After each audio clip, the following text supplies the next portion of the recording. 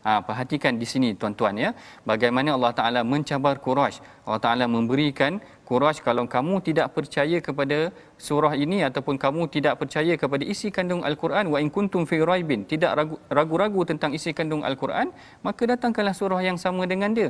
Pada hakikatnya Quraisy adalah satu kaum yang mahir berbahasa Arab, tapi mereka sendiri tak boleh nak menyampaikan ataupun mencipta surah yang sebiji dengan sebiji saya keluar maknanya yang sama dengan yang tu.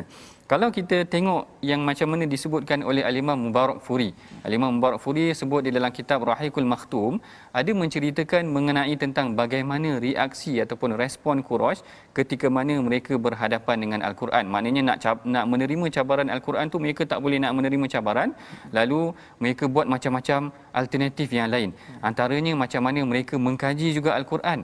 Perkara ni sebenarnya direkodkan juga, yang mana Abu Jahal pernah meminta seorang pembesar Quraisy, nama dia Al-Walid ibn Al-Mughirah. Al-Walid ibn Mughirah ni orang yang hebat sebenarnya Ustaz Husain ni. Sebab apa?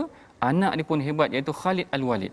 Anak dia Khalid Al-Walid, dia adalah Al-Walid bin Mughirah, seorang tokoh pembesar Quraisy yang hebat, tetapi tugasnya adalah untuk mengkaji Al-Quran, iaitu dia cuba selidik Al-Quran, dan dia sebenarnya ragu dengan Al-Quran, tapi dia tak boleh nak lawan Quran. Akhirnya dia kata Sabar Al-Walid. Sabar Al-Walid ni dia kata habislah Walid pun dah terpesona dengan Al-Quran. Bahkan dia kata wala tasbawanna Quraisy kullaha, dan Quraisy pun kalau dia dengar Al-Quran ni mereka semua akan terpesona. Maknanya orang hebat di kalangan mereka pun tak boleh nak lawan Al-Quran ni.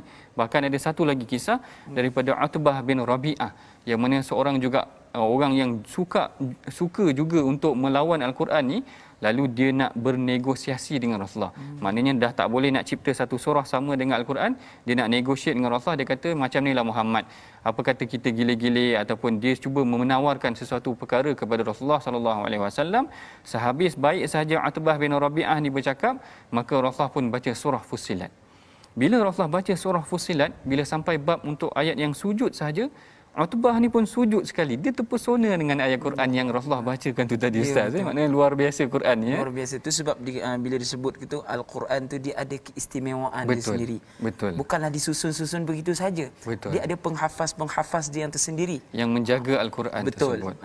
Jadi sebab itulah kita tak heran bila mana Quraisy dia dah gagal untuk menjawab cabaran Allah Taala untuk menciptakan satu ayat pun ataupun satu surah macam Al-Quran, maka dia buat alternatif yang lain untuk mengganggu orang daripada mendengar Al-Quran.